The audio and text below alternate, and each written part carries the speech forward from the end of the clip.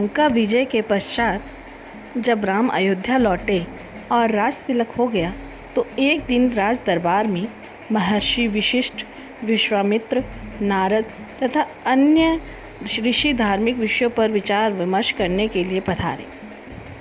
उसी प्रकार के विषयों पर चर्चा चल रही थी तो देवर्षि नारद ने एक प्रश्न उठाया कि नाम और नामी में कौन श्रेष्ठ है।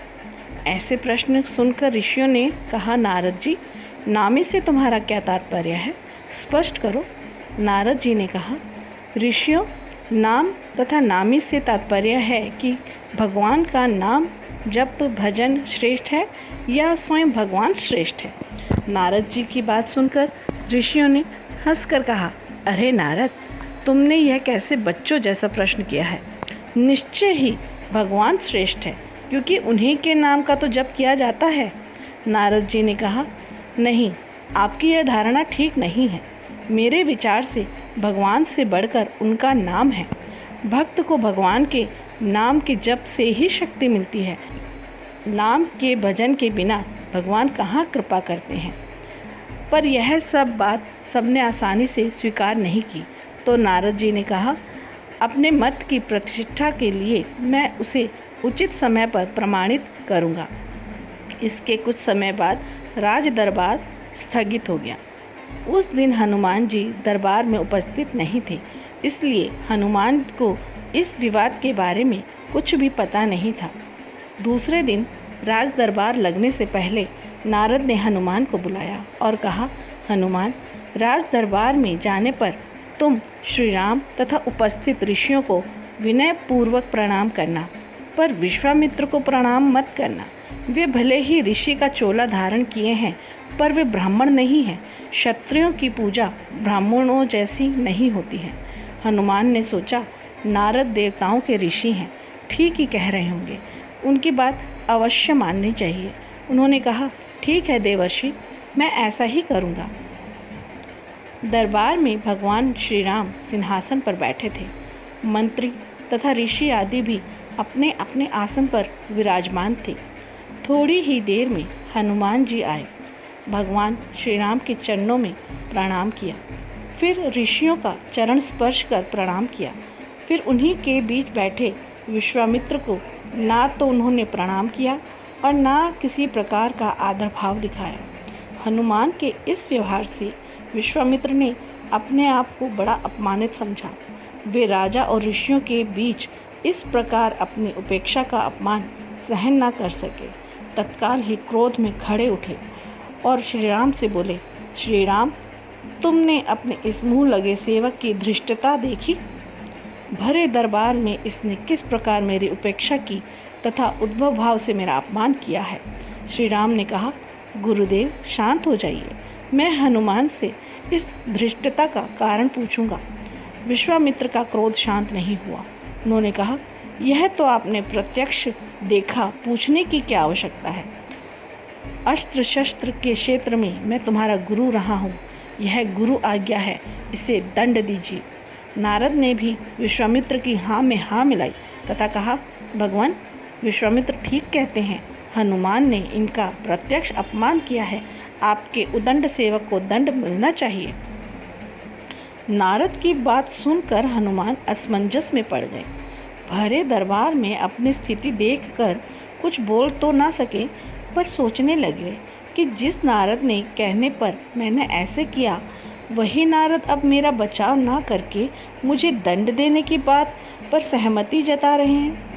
नारद का यह चरित्र समझ में नहीं आता। इधर की उधर लगाना और दो लोगों के बीच भ्रम पैदा करके उन्हें लड़ाने में कौन सा आनंद आता है। भले काम को बिगाड़ने वाला यह कैसे ऋषि हैं। भगवान श्री राम किसी प्रकार की दंड की घोषणा करते इससे पहले ही नारद ने कहा, भगवान, इस संबंध में शांत भाव से विचार कर कल दंड दीजिएगा। उत्तेजित अवस्था में अभी इस समय हनुमान को दंड देना उचित नहीं है। सबने इस सुझाव को स्वीकार किया और सभा स्थगित हो गई। रात को हनुमान नारद जी के आश्रम में आए और कहा, देवर्षि, आप यह कौन सा खेल खेल रहे हैं। मेरा वध कराकर आपको क्या मिलेगा। मैंने तो वही किया जो आपने मुझ करने के लिए कहा आपकी आज्ञा से ही किया। नारद हंस कर बोले, हनुमान तुम निराश मत हो, चिंता मत करो। मेरे कहने से जो तुमने किया है उसके लिए तुम्हें दिया जाने वाला दंड, उससे तुम्हें कुछ भी नहीं बिगड़ेगा। तुम्हें दंड मिलेगा पर तुम्हारा बाल भी बांका नहीं होगा। मैं जैसा कहता हूँ बस वैसा ही कल करना। कल प्रातःकाल सूर्य तट पर ओम राम रामाय नमः इस मंत्र का जाप करते रहना। कोई कुछ कहे तुम कुछ मत सुनना, बस यह मंत्र प्रेम भाव से जपते रहना। प्रातः हुई हनुमान जी स्नान कर सरयू तट पर खड़े होकर मंत्र जाप करने लगे। दरबार लग जाने पर जब हनुमान दरबार में उपस्थित ना हुए तो श्री राम ने पूछा, हनुमान कहाँ हैं? अभी तक नहीं आए। विश्वामित्र ने कहा, आज आप दंड देने वाले थे, शायद इसीलिए डर कर नहीं आया। नारद ने कहा, मैंने अभी थोड़ी देर पहले सरयू तट पर उन्हें स्नान और ध्यान करते हुए देखा है। राम ने कहा, यह हनुमान की एक और उदंडता है। हम स्वयं तट पर जाकर उन्हें हनुमान को दंडित करेंगे। श्री राम विश्वामित्र ऋषियों और मंत्रियों के साथ सरयू तट पर हनुमान को दंड देने के लिए निकले। श्री राम अपने भक्त को बार बार करुणा भरी दृष्टि से देखते और सोचते कि अपने बुरे दिनों के साथी ऐसे परम भक्त पर वो कैसे बाण चलाए। उधर गुरु विश्वामित्र के कोप का डर भी उन्हें सता रहा था। गुरु की मर्यादा की रक्षा के लिए उन्होंने हनुमान को दंड देने का निश्चय किया। श्री राम ने धनुष पर बाण चढ़ाए और हनुमान को लक्ष्य बनाकर बाण छोड़ दिया। अरे यह क्या? बाण तो हनुमान जी के शरीर से कुछ दूर पहले ही रुक गया। राम बाण पर बाण मारते रहे पर एक भी बाण हनुमान के शरीर को नहीं छुआ। उधर हनुमान राम के बाणों के प्रहार से निश्चित नारद के बताए मंत्र का जप करते रहे। वह मंत्र जैसे हनुमान का कवच बन गया। यह देखकर श्री राम को बड़ा आश्चर्य हुआ। हनुमान में यह कैसी शक्ति आ गई है? उनके दंड का प्रयास व्यर्थ हो रहा है। विश्वामित्र को लगा कि राम अपने भक्त को बचाने के लिए जानबूझकर इस तरह के बाण चला रहे हैं कि उनको चोट न पहुंचे। अपनी इस असफलता से विचलित होकर राम ने ब्रह्मास्त्र उठा लिया। राम ने ब्रह्मास्त्र हाथ में लिया तो हाहाकार मच गया। नारद ने कहा, ऋषिवर विश्वामित्र हनुमान के अपराध को क्षमा करें।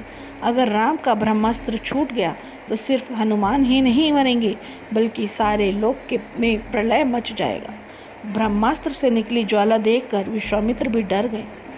उन्होंने राम को रोकते हुए कहा, राम ब्रह्मास्त्र को वापस रख लीजिए। हनुमान के अविनय को क्षमा किया मैंने। इतना सुनते ही हनुमान को जैसे जीवन दान मिल गया। राम को धर्म संकट से मुक्ति मिल गई।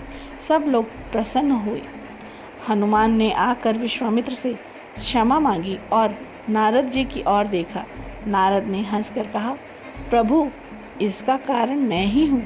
मैंने कहा था ना, भगवान से बढ़कर भगवान का नाम जपना श्रेष्ठ है। इसे प्रत्यक्ष सिद्ध कर दिया। हनुमान ने इष्ट देव भगवान राम के नाम के बीज मंत्र से भगवान की शक्ति क्षीण कर दी। जिस प्रभु के नाम का जप होता है वह प्रभु अपने नाम जप की शक्ति के आगे शक्तिहीन हो जाते हैं। इसीलिए कहता हूँ, नामी से नाम बड़ा है। यह कहकर नारद देवलोक को चले गए।